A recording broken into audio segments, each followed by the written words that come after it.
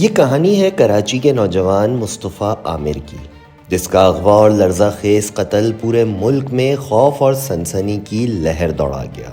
یہ محض گمشدگی نہیں تھی، یہ ایک سوچی سمجھی سازش تھی جس میں طاقت، پیسہ اور پولیس کی بے حسی شامل تھی، اور اس سازش کا مرکزی کردار تھا ارمغان قریشی۔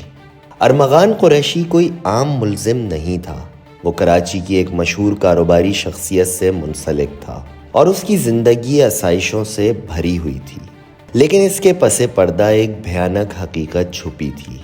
مقتول کی والدہ وجیہہ عامر نے کراچی کے مختلف تھانوں کے چکر لگائے، مگر پولیس نے ہاتھ کھڑے کر دیے۔ ایک طرف ارمغان کے اثر و رسوخ کی بدولت پولیس تاخیری حربے استعمال کر رہی تھی، تو دوسری طرف رشوت کا بازار گرم تھا۔ کہا جاتا ہے کہ ایس پی انیل حیدر کے مطابق پولیس نے کئی بار اہم شواہد چھپانے کی کوشش کی۔ مصطفیٰ قتل کیس کے مرکزی ملزم ارمغان قریشی نے مبینہ طور پر مقتول کو قتل کرنے کا اعتراف کر لیا ہے، مگر یہ سب ہوا کیسے اور مصطفیٰ عامر کے ساتھ وہ رات کیا گزری تھی، یہ جاننے کے لیے ہمیں چند ماہ پیچھے جانا ہوگا۔ 12 جنوری کی صبح بلوچستان کے علاقے دوریجی میں ایک جلی ہوئی گاڑی ملی، جس میں ایک لاش بھی تھی، جس کا صرف دھڑ باقی تھا۔ بازو اور ٹانگیں جل چکی تھیں۔ فلاحی ادارے ایدھی فاؤنڈیشن کے سربراہ فیصل ایدھی نے بتایا کہ لاش کی شناخت کرنا ممکن نہیں تھا، لیکن ڈی این اے ٹیسٹ نے تصدیق کی کہ یہ مصطفیٰ عامر کی لاش تھی۔ 6 جنوری کی رات کراچی کا پوش علاقہ ڈیفنس ایک پارٹی جاری ہے۔ رنگ و نور میں ڈوبی اس تقریب میں کئی چہرے موجود ہیں، لیکن 2 چہرے نمایاں ہیں، مصطفیٰ عامر اور ارمغان قریشی۔ یہ دونوں ایک دوسرے کے قریبی دوست نہیں تھے، بلکہ کچھ مشترکہ دوستوں کے ذریعے ایک ہی حلقے میں موجود تھے۔ مگر اس رات کچھ ہوا۔ وہ کیا بات تھی جس نے ان دونوں کو ایک جان لیوا تصادم کی طرف دھکیل دیا؟ پولیس کی ابتدائی تحقیقات کے مطابق نیو ایئر نائٹ پر دونوں کے درمیان کسی معاملے پر تلخ کلامی ہوئی، اور پھر 6 جنوری کو ارمغان نے مصطفیٰ کو اپنے پاس بلایا۔ یہ وہ لمحہ تھا جب مصطفیٰ کو معلوم نہیں تھا کہ وہ موت کے جال میں پھنس چکا ہے۔ اغوا اور تشدد کی خوفناک کہانی۔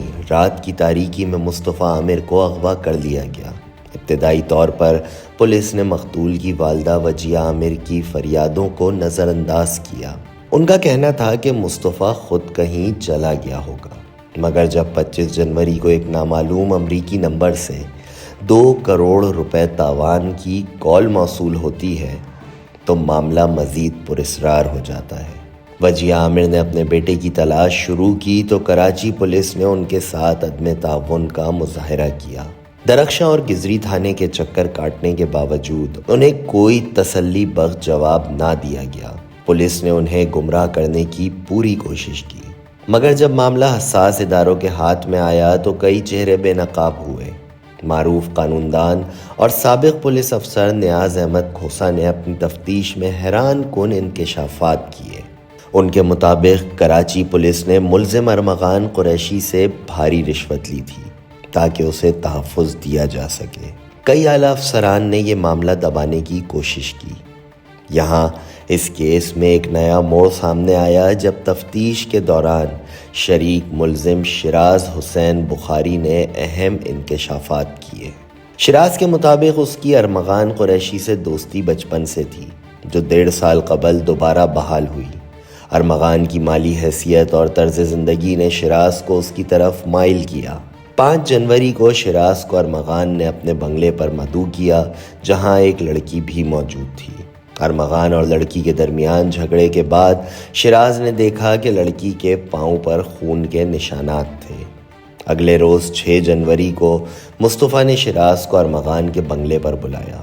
شیراز کے بیان کے مطابق مصطفیٰ نے ارمغان کو ایک شاپر دیا جس میں کوئی نشہ آور چیز تھی، جس کے بدلے ارمغان نے 1.5 لاکھ روپے ادا کیے۔ شیراز نے بتایا کہ اس ملاقات کے دوران ارمغان نے مصطفیٰ کو اچانک گالیاں دیں اور سیاہ ڈنڈے سے اس پر حملہ کیا، جس سے مصطفیٰ زخمی ہو گیا۔ بعد ازاں ارمغان نے رائفل سے دیوار پر 2 فائر کیے اور مصطفیٰ کو اس کی اپنی ہی گاڑی میں ڈال کر بلوچستان لے کر گاڑی سمیت جلا دیا۔ شیراز کا دعویٰ ہے کہ تاوان کی کالز اور پیغامات کے بارے میں اسے کوئی علم نہیں۔ تفتیشی حکام اس بیان کی روشنی میں مزید تحقیقات کر رہے ہیں۔ 12 جنوری کو بلوچستان کے علاقے دوریجی میں ایک جلی ہوئی لاش ملی، جس کے بارے میں پولیس کو یقین تھا کہ وہ مصطفیٰ کی ہو سکتی ہے۔ لاش کی حالت ایسی تھی کہ اس کی شناخت کرنا تقریباً ناممکن تھا، مگر جب لاش اور مصطفیٰ کی والدہ کا DNA کروایا گیا تو یہ شبہ حقیقت میں بدل گیا۔ ایدھی فاؤنڈیشن کے سربراہ فیصل ایدھی کے مطابق لاش مکمل طور پر جل چکی تھی، صرف دھڑ بچا تھا، باقی جسم کے حصے راکھ میں تبدیل ہو چکے تھے۔ پولیس تفتیش میں یہ انکشاف بھی ہوا کہ ارمغان کے پاس جعلی شناختی کارڈ تھا جس پر اس کا نام ثاقب ولد سلمان علی لکھا ہوا تھا۔ مزید تحقیقات میں یہ بھی معلوم ہوا کہ ارمغان قریشی کا ایک مخصوص گروہ تھا جو مختلف کاروباری حلقوں میں سرگرم تھا، اور اس معاملے میں ایک اور اہم شخصیت کا نام سامنے آیا، مارشا۔ کیا مارشا کو اس قتل کے بارے میں معلوم تھا یا وہ خود بھی کسی جال میں پھنس چکی تھی؟ پراسرار خاتون مارشا ایک غیر ملکی نژاد لڑکی تھی جو کراچی کی ایک بڑی کاروباری شخصیت کے قریب تھی۔ تحقیقات کے مطابق مصطفیٰ اور ارمغان کے درمیان تنازع میں مارشا کا بھی اہم کردار رہا، لیکن وہ کردار کیا تھا؟ کیا مصطفیٰ عامر کے قتل میں براہ راست ملوث تھی یا وہ محض ایک مہرہ تھی؟ یہ سوال ابھی تک جواب طلب ہے۔ 9 فروری کی رات پولیس نے ارمغان کے گھر پر چھاپا مارا، مگر جیسے ہی پولیس اندر داخل ہوئی ارمغان نے جدید اسلحے سے فائرنگ شروع کر دی۔ پولیس کو پسپائی اختیار کرنی پڑی، لیکن آخر کئی گھنٹوں کے محاصرے کے بعد اسے گرفتار کر لیا گیا۔ مگر یہاں ایک سوال اٹھتا ہے، کیا یہ پولیس مقابلہ حقیقت میں ہوا تھا یا یہ سب کچھ پہلے سے طے شدہ منصوبہ تھا تاکہ ملزم کو ایک مخصوص طریقے سے بچایا جا سکے؟ ارمغان کے گھر سے درجنوں لیپ ٹاپ اور درجنوں سیکیورٹی گارڈز کی وجہ کیا تھی؟ جب ارمغان قریشی کو عدالت میں پیش کیا گیا تو اس نے خود پر تشدد کیے جانے کا الزام لگایا۔ وہ کمرہ عدالت میں بے ہوش ہو گیا اور اس کے وکیل نے اس کا فوری میڈیکل کرانے کی درخواست دی۔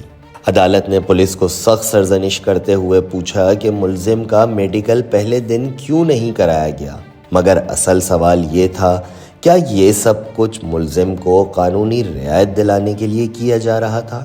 اس کیس کا کیا مستقبل ہے؟ یہ کیس پاکستان کی عدالت اور پولیس نظام کے کئی سنگین پہلوؤں کو سامنے لے آیا ہے۔ کیا مصطفیٰ عامر کو انصاف ملے گا؟ کیا ارمغان قریشی کے پیچھے موجود بااثر افراد بے نقاب ہوں گے؟ یہ سب وقت ہی بتائے گا، لیکن ایک چیز طے ہے کہ مصطفیٰ عامر کا قتل صرف ایک نوجوان کی جان لینے کا واقعہ نہیں ہے، بلکہ یہ نظام کی خامیوں کو بے نقاب